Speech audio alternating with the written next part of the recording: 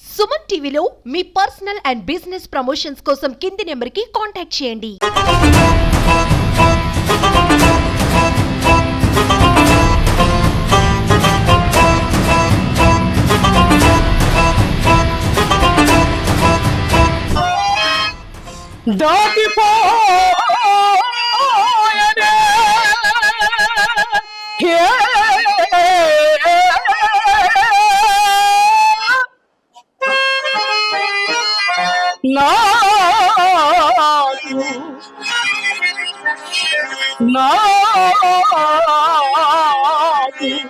సామ్రాజ్యలక్ష్మి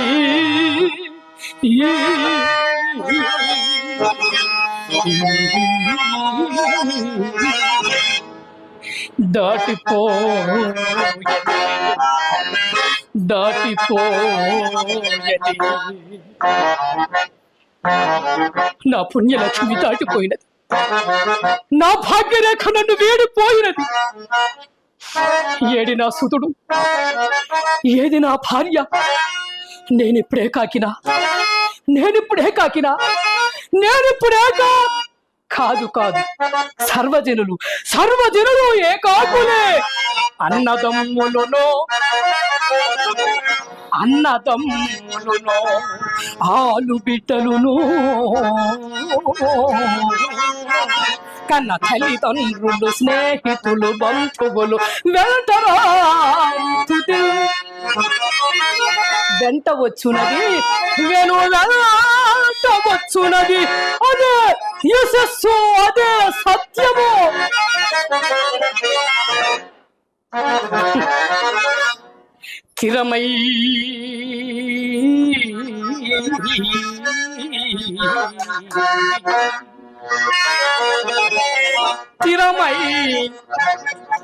స్థిరమై సంపదలెల్లా వెంటనొకరి సాగిరా.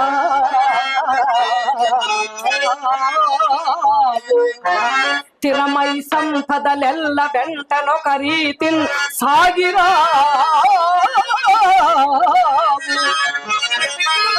ఏరికేసరికే పోటు విధించెను విధి, అది అవశ్య ప్రాప్యము.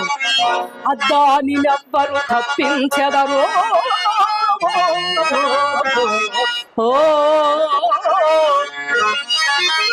ఉన్నవాడనని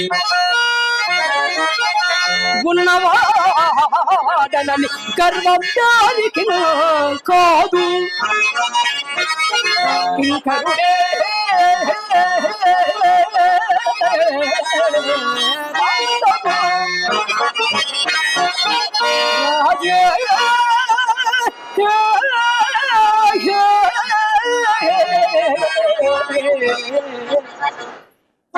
కింకరుడకు అది కాలానుకూలముగా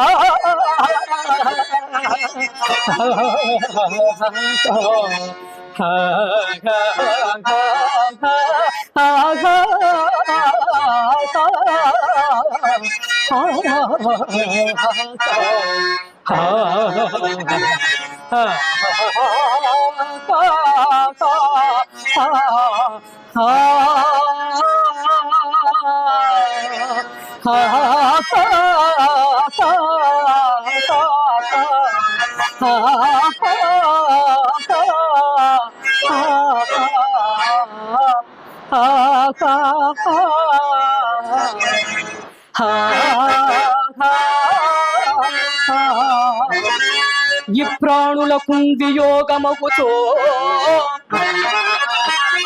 ఎవ్వారికెవ్వారలో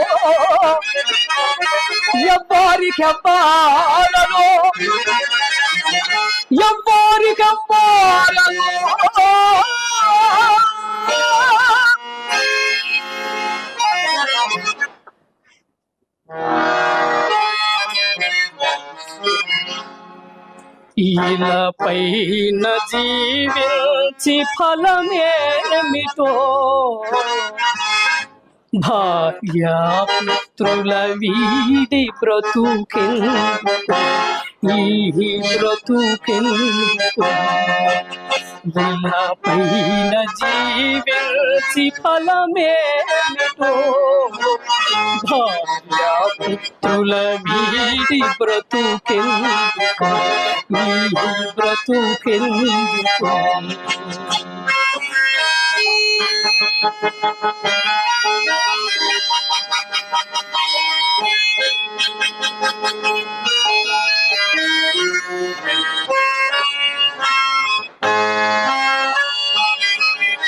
ఈయన వంశమున నేను జనించితి ఎనలేని ఘన కీర్తి నార్జించితి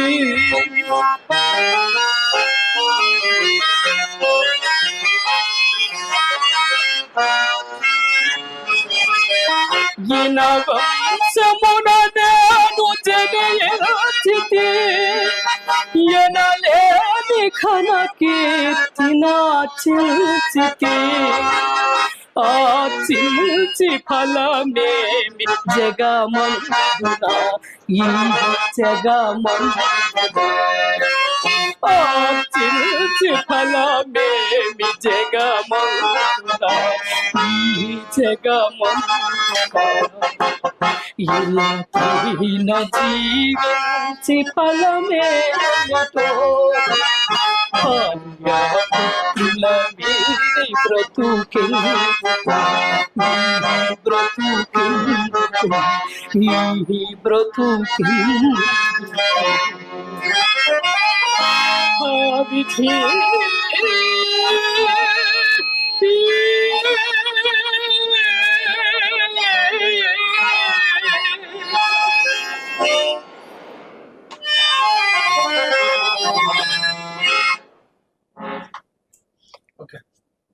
ప్రేక్షకుడు కంట కన్నీళ్ళు ఎప్పుడు వచ్చాయో ఖచ్చితంగా అక్కడ ఆర్టిస్టు జీవించినట్టే.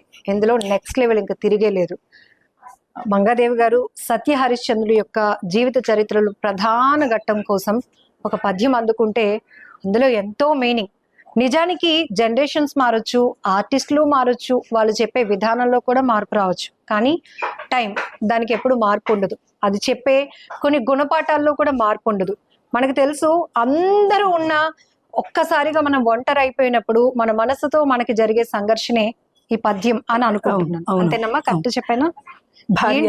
భార్య బిడ్డల్ని అమ్మేసిన తర్వాత వాళ్ళ వియోగం తర్వాత హరిశ్చంద్రుడు దుఃఖపడుతూ మనసులో బాధపడిపోతూ రాజే కింకరుడైపోతున్నాడు, కింకరుడే రాజు అయిపోయాడు అని ఒక దాని సందర్భం అన్నమాట. పద్యంలో చాలా విషయాలు ఉన్నాయి. అంటే ఒక్కొక్కసారి మనకు మనమే గొప్ప అనుకుంటాం. నిజ జీవితంలో ఇవి జరిగేవే ఇవన్నీ కూడా. హరిశ్చంద్రుడు కూడా మనలాంటి అంటే వాళ్ళు రాజులు, మనం మామూలు వ్యక్తులు. ఆయన కూడా ఒక్క మాట కోసమే భార్యాపుత్రులు విడిచిపెట్టి ఆయన రాజ్యం సర్వస్వం కోల్పోయి లాస్ట్ కాటి కాపరిగా మారిపోయి, అంటే దేనికోసం ఇదంతా చేశాడు? ఆయన ఒక్క మాట కోసం, అబద్ధం ఆడకూడదన్న ఒక్క మాట కోసం. ఇదందరూ కూడా జనాలు ఈ నాటకాన్ని చూసి దీన్ని ఆదర్శంగా తీసుకొని అందరూ కూడా ఇలాగే మారాలని నేను మనస్ఫూర్తిగా కోరుకుంటున్నాను. అంటే ఒక కమిట్మెంట్ కట్టుబడి ఉండటం వల్ల తన కష్టాలు ఎలా కొని తెచ్చుకున్నాడు, అందరినీ తన లైఫ్ లో నుంచి ఎలా దూరం చేసుకున్నారు, ఆ తర్వాత ఒంటరిగా ఎలా మిగిలిపోయారు. మా ఏం అసలు మీ పద్యం పాడుతుంటే ఇలా నేను పట్టుకున్నాను, ఇంకా మ్యూట్ అయిపోయాను. కళ్ళు మాత్రం గుడ్లు అప్పగించి చూడడం ఒక్కటే నా వంతైంది.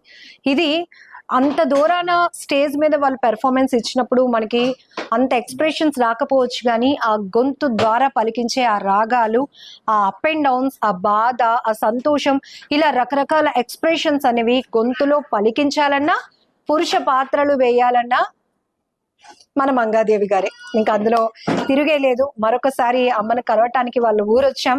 ఇక్కడ మళ్ళీ ఒక్కసారి పరిచయం చేసుకొని, ఎందుకంటే మన ఫస్ట్ ఇంటర్వ్యూ తర్వాత ఆమె లైఫ్ లో కూడా చాలా అచీవ్మెంట్స్, ఎందుకంటే ఆదరించే వాళ్ళు ఉన్నప్పుడు కళాకారుడికి తిరుగు లేదు కదమ్మా? సేమ్ అనిపించింది అప్పటికి అప్పటికి చాలా తేడా వచ్చింది. చాలా సంతోషంగా ఉంది. ఇప్పుడు ఈ హరిశ్చంద్ర నాటకంలోని పద్యం చూసి రఘుకుంచె గారు ఫోన్ చేశారని మీకు చెప్పాను కదా, ఆయన అన్న మాట ప్రకారం ఆ మాట ఆయన నిలబెట్టుకున్నారు. మ్యూజిక్ డైరెక్టర్ గారు రఘుకుంచె గారు. ఆయన ఎన్నో సినిమాలకి మ్యూజిక్ అందించారు, ఎన్నో పాటలు హిట్.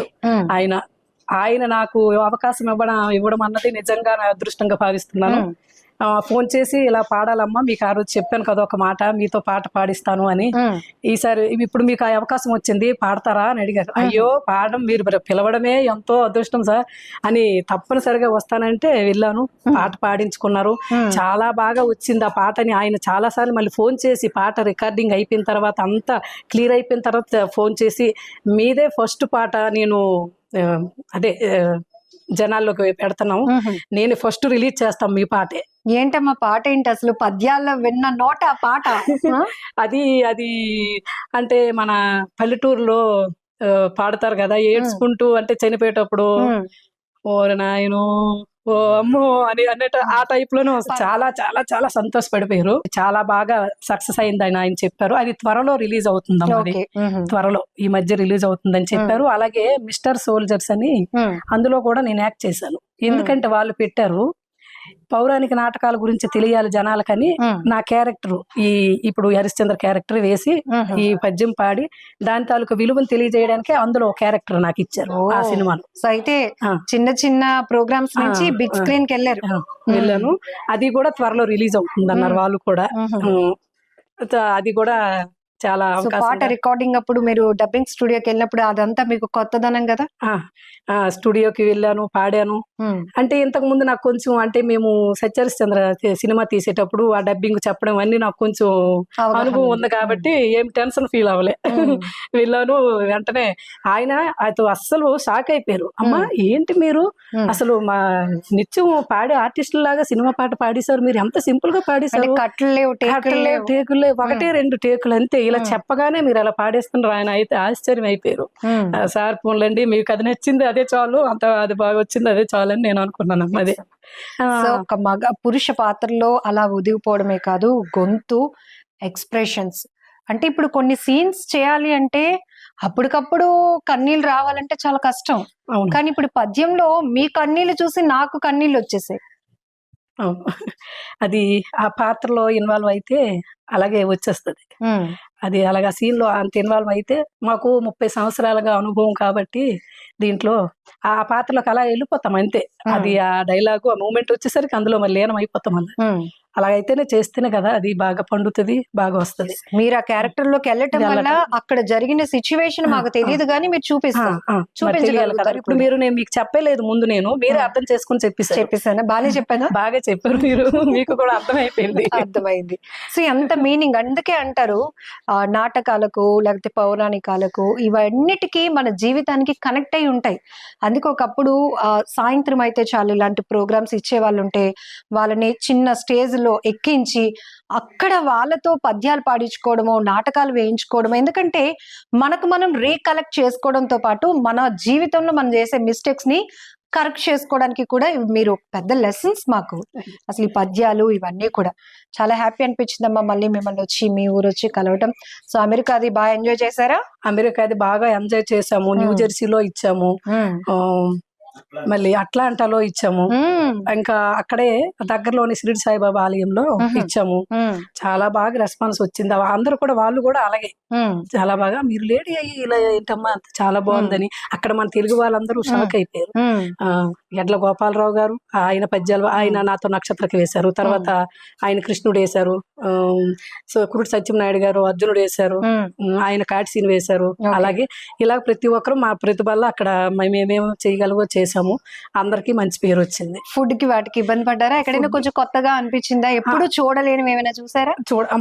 మాకు చాలా చూపించారు, చాలా ప్రదేశాలు చూపించారు. ఎంత బాగున్నాయో అది ఇంకా చెప్పలేము. ఇంకా అది అక్కడికి వెళ్ళి చూసినారు వాళ్ళకి తెలుస్తుంది, ఆనందం తెలిసిపోతుంది మాకు. చాలా ఫుడ్ కి ఇవన్నీ అంటే కొంచెం మనకి వాళ్ళకి కొంచెం ఇది ఉంటది కదా, కొంచెం మేము ఎక్కువ ఇబ్బంది పడలేదమ్మా. మాకు చాలా బాగా చూసారు. మమ్మల్ని తీసుకెళ్లే వాళ్ళు మాత రికార్డింగ్ కంపెనీ వాళ్ళు, నాగభూషణ్ రావు గారు, మూర్తి గారు, మరి ఇంకా అక్కడ మన తెలుగు వాళ్ళు ఉన్నారు కదా, వాళ్ళు కూడా మాకు అంత బాగా రిసీవ్ చేసుకున్నారు, చాలా బాగా గౌరవించారు.